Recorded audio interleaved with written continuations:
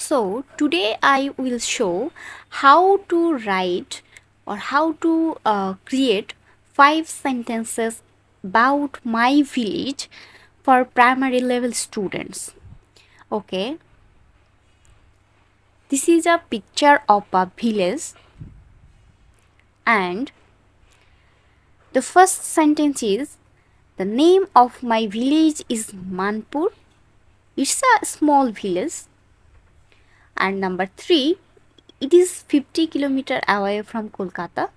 Number 4, about 1000 people live in my village. And number 5, they are not rich but very kind hearted. That's using very easy words and sentences we